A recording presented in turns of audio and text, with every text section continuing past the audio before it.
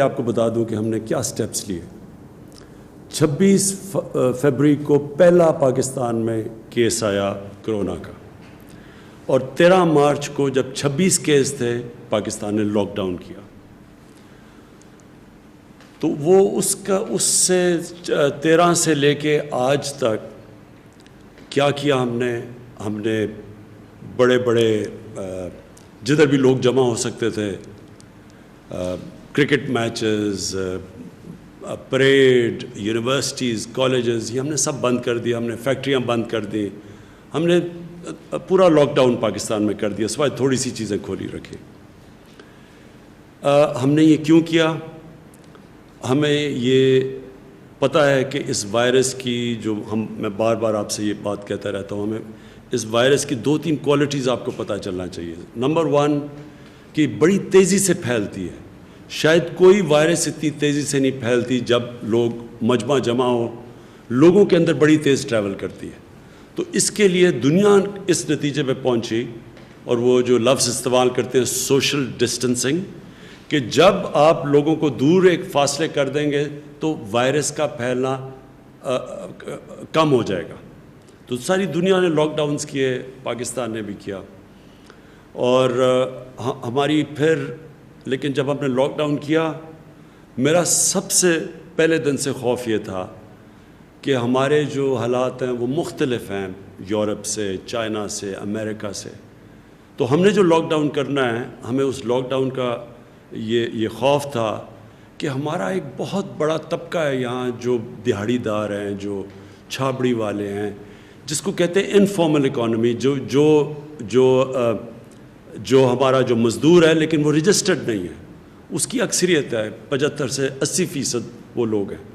تو ہمیں یہ خوف تھا کہ جب یہ ہم نے سب کچھ بند کر دیا تو یہ جو لوگ ہر روز دہاڑی کر کے کما کے اپنے بچوں کا پیٹ پالتے ہیں، کھانا دیتے ہیں، ان کا کیا بنے گا؟ لیکن ہم ساری دنیا میں فالو کر رہے تھے کہ کیا حالات ہیں اور کیسے پھیلتی جا رہی ہیں، اور اب سب کے سامنے آپ نے ٹی وی پہ دیکھا ہوگا کہ دن میں ہزار لوگ مر رہے تھے۔ امریکہ میں 2000 لوگ دن میں مر رہے تھے، برطانیہ جیسی جگہ میں 800 700، اسپین کے اندر، اٹلی کے اندر۔ تو جس طرح یہ اموات ہو رہی تھی تو ہم بھی وہ سب دیکھ رہے تھے۔ تو ہم نے شروع میں ایک اپنا national command and operation centre ہم نے کھول دیا، اسد عمر کو اس کا انچارج بنایا۔ ان کا کام کیا تھا؟ یہ ہر روز ملتے ہیں، ابھی بھی ملتے ہیں، سارے صوبوں کے ساتھ ان کی کوآرڈینیشن ہوتی ہے۔ ڈاکٹرز بیٹھے ہوتے ہیں صوبوں کے اندر بھی، ہمارے بھی یہاں ڈاکٹرز کی پینل ہے جس میں ڈاکٹر ظفر اور ڈاکٹر فیصل ہیں۔ یہ سارے ڈاکٹر سے کنسلٹ کرتے ہیں، پاکستان کا سارا ڈیٹا لیتے ہیں، اس کو اینالائز کرتے ہیں، اس کے مطابق ہم اپنے فیصلے کرتے تھے۔ تو یہ مسلسل ہم نے اور مجھے فخر ہے کہ ہمارے ملک میں اس طرح کی پیک نہیں آئی، یعنی جو آپ نے دیکھی جس طرح یورپ میں ہمارے سے امیر ملک تھے، لیکن آپ نے ان کے حالات دیکھے کہ ان کے ہاسپٹلز بھر گئے، ان کے ہاسپٹلز کوپ نہیں کر سکتے تھے، ان کے پاس انٹینسیو کیئر میں ان کے جو ڈاکٹرز تھے، ہیلتھ ورکرز تھے، جس طرح کو ان کے اوپر پریشر پڑا۔ اللہ کا کرم ہے کہ پاکستان کے اوپر ویسا پریشر نہیں پڑا، اور اس کا ہم خاص اللہ کا شکر ادا کرتے ہیں، ہم سب کو کرنا چاہیے۔ لیکن ہم یہ بھی سوچتے رہے کہ کون سا ایسا وقت ہے کہ ہم اب اپنی اکانومی کو کھولنا شروع کریں، اس لاک ڈاؤن کو کم کرنا شروع کریں۔ تو ہم نے آج فیصلے کیے ہیں کئی، اور وہ میں اس کی تفصیل اسد عمر بھی آپ کو بتائیں گے جو ہم نے فیصلے کیے ہیں، اور جو انڈسٹری کے جو ہم نے انڈسٹری میں کھول لے ہیں شعبے، اس کے ہماد نظر آپ کو بعد میں بتائیں گے۔ ڈاکٹر فیصل آپ کو بتائیں گے کہ جو اوور آل دنیا میں پوزیشن ہے کرونا کی، دنیا میں کیا ہو رہا ہے، اور اس کے مقابلے میں پاکستان کیا کر رہا ہے، وہ آپ کو میڈیکل پوائنٹ آف ویو سے دیں گے۔ تو یہ کنسلٹیشنز ہماری چلتی تھی ہر روز۔ یہ جو ہم نے فیصلہ کیا، یہ سارے صوبوں کے ساتھ ایک چیز ڈسکس ہوئی، اور ہم نے سب کے ساتھ مل کے یہ فیصلہ کیا کہ اب ہم یہ کئی چیزیں ہیں جس کی تفصیل ابھی آپ کو بتائیں گے کہ ہم اپنے آسانیاں پیدا کرنی ہیں. کنسٹرکشن ہم نے پہلے کھول دیا تھا، لیکن کنسٹرکشن کی جو باقی کنیکٹڈ ہیں کنسٹرکشن کے ساتھ اور انڈسٹریز، ان کو آج ہم نے فیصلہ کیا سارے صوبوں کے ساتھ مل کے ان کو کھولنے کا. ان کی بھی تفصیل آپ کو حماد اظہر بتائیں گے. یہ میں پھر سے کہہ دوں کہ یہ کیوں ہم یہ سٹیپ لے رہے ہیں. حالانکہ پاکستان میں جو کرو ہے وہ آہستہ آہستہ اوپر جا رہی ہے، یعنی جو ہمارے جو اموات ہیں، جو ہماری فوتگیاں ہیں وہ بڑھ رہی ہیں، لیکن آہستہ بڑھ رہی ہیں. یہ تو ہمیں پتہ تھا بڑھنی ہے. ہمیں صرف جو خطرہ تھا وہ یہ کہ وہ اتنی تیزی سے نہ بڑھیں کہ ہمارے ہاسپٹلس کے اندر جگہیں ختم ہو جائیں، اور جو بستر ہم نے خاص طور پہ کرونا کے مریض جن کو شدید بیماری ہوتی ہے ان کے لیے جو رکھے ہوئے ہیں وہ سارے بستر نہ ختم ہو جائیں. پہلے ہماری ہیلتھ فیسلٹیز یورپ کے مقابلے میں اتنی نہیں تھیں، تو اس لیے یہ سارا وقت ہمارا خدشہ تھا.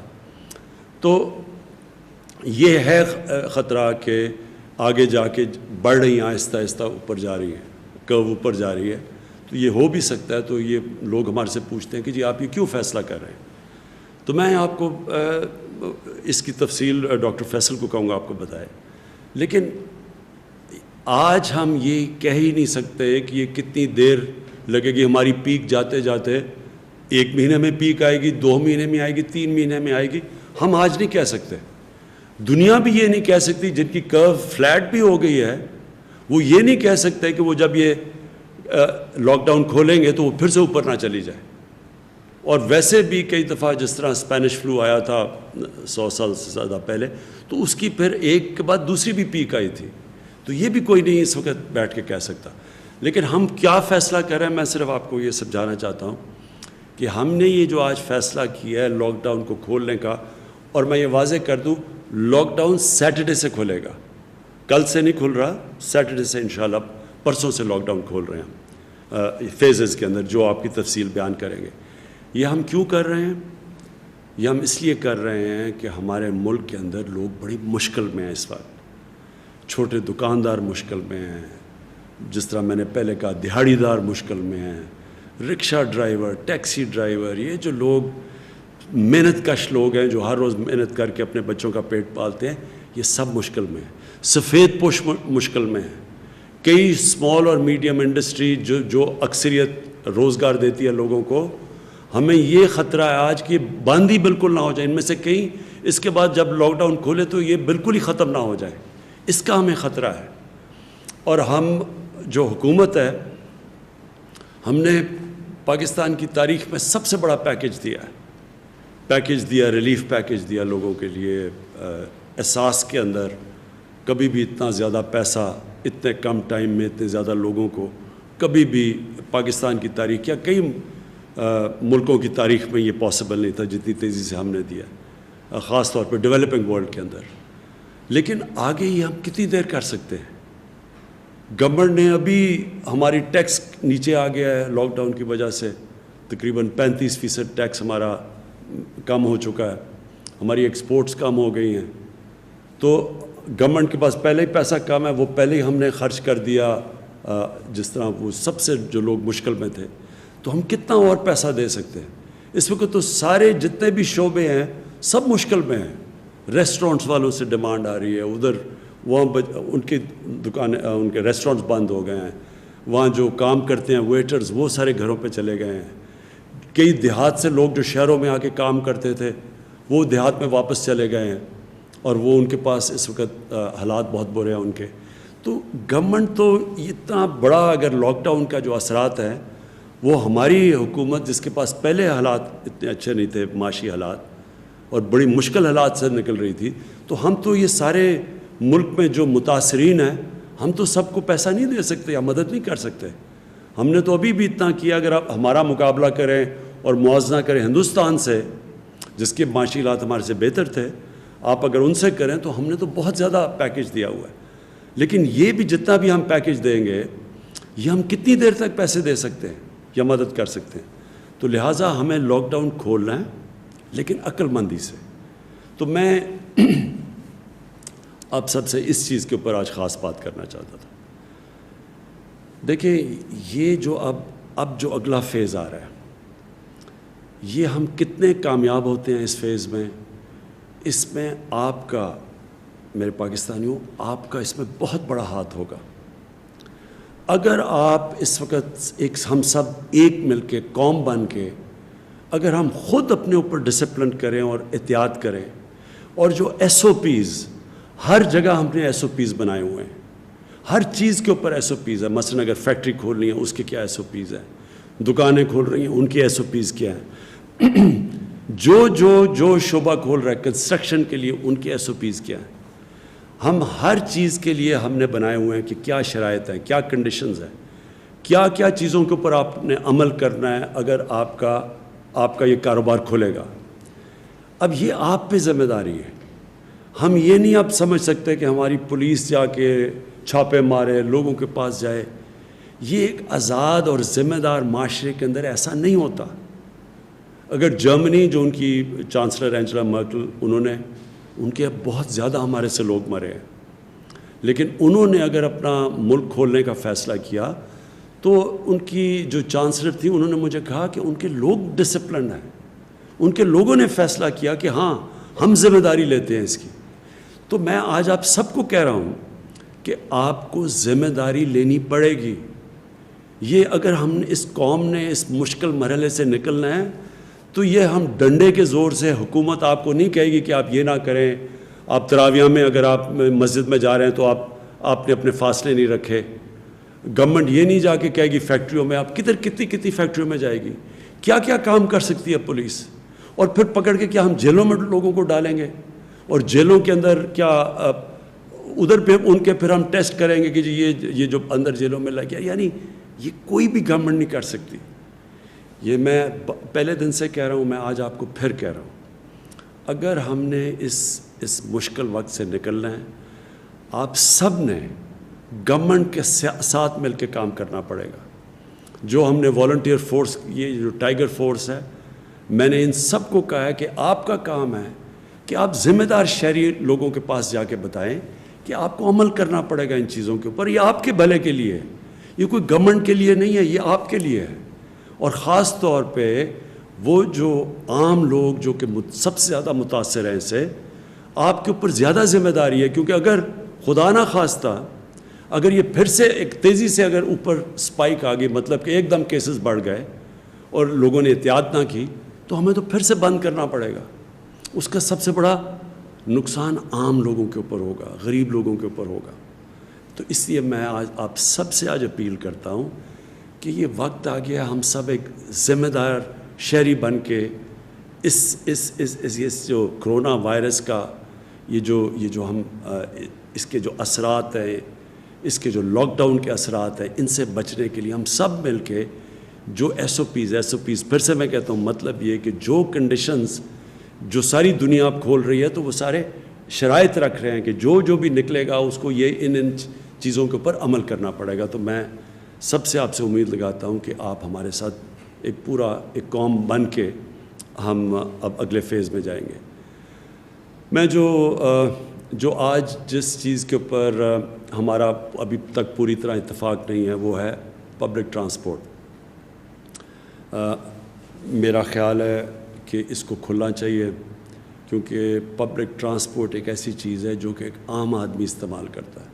پیسے والے لوگ تو ابھی بھی اپنی گاڑیوں میں چل رہے ہیں، اور مجھے پتہ ہے کہ جو غریب لوگ مشکل میں ہیں وہ اگر ان کو کہیں جانا ہے، اور زیادہ تر وہ تو روزگار کے لیے جاتے ہیں، تو وہ پھر بڑا پیسہ خرچ کر رہے ہیں، وہ لوگ جمع کر کے پیسہ ان کے اوپر اور بوجھ پڑ رہا ہے۔ تو میں یہ سمجھتا ہوں کہ پبلک ٹرانسپورٹ ہمیں اس لیے کھولنی چاہیے کہ یہ ایک عام آدمی کو فائدہ کرے گی، ایک غریب آدمی کو فائدہ کرے گی جو کہ کوئی روزگار ڈھونڈنے کے لیے جا رہا ہو، کیونکہ آج کل کوئی سیر اور تفریح کے لیے تو لوگ نہیں جا رہے، لوگ مجبوریوں میں جاتے ہیں۔ تو ان کے لیے میرا خیال تھا کہ ایس او پیز کے ساتھ پبلک ٹرانسپورٹ کھولیں۔ سپریم کورٹ کے بھی ان کی بھی یہی رائے تھی کہ پبلک ٹرانسپورٹ کو کھولنا چاہیے، ریلوے کو خاص طور پہ، کیونکہ ریلوے خاص طور پہ ایک عام آدمی کا سفر کرنے کا ذریعہ ہوتا ہے۔ لیکن کیونکہ ابھی صوبوں کو خدشات ہیں اور ہم کوئی فیصلے نہیں کرنا چاہتے جب تک سارے صوبے خود آن بورڈ نہ آئیں۔ ہم نے سارے صوبوں کو کہا کہ وہ خود ایس او پیز ڈیولپ کریں، اور دنیا کو دیکھیں کہ دنیا کے اندر اب جہاں بہت برے حالات ہیں، ہمارے سے جس طرح میں نے کہا جدھر 30 ہزار لوگ مر چکے ہیں، ادھر بھی پبلک ٹرانسپورٹ چل رہی ہے، لیکن وہ SOPs کے ساتھ چل رہی ہے. تو ہم اپنی یہ جو ہمارا NCOC ہے اس کے اندر میں نے ان کو اسد عمر کو کہا ہوا ہے کہ سارے صوبوں سے کنسلٹیشن رکھیں، ہر روز اس کے اوپر بات کریں اور کوشش کریں کہ ہم اپنے عام لوگوں کی زندگی آسان کریں پبلک ٹرانسپورٹ کو چلا کے، لیکن SOPs کے ساتھ. دوسرا آخر میں جو مسئلہ وہ بھی بنا ہوا ہے، ہمارے جو باہر تقریباً 1.25 لاکھ پاکستانی اس وقت باہر پھنسے ہوئے ہیں. اور میں آپ کو بتا دوں کہ ہمیں مسئلہ کدھر آ رہا ہے، لیکن تفصیل میں کہوں گا معید یوسف وہ آپ کو تفصیل میں بتا دیں گے مسئلہ کدھر آ رہا ہے. وہ جب پاکستان آتے ہیں تو ان کو ہمیں ٹیسٹ کرنا پڑتا ہے، جب ہم ٹیسٹ کرتے ہیں اور وہاں پھر کوارنٹین میں رکھنا پڑتا ہے.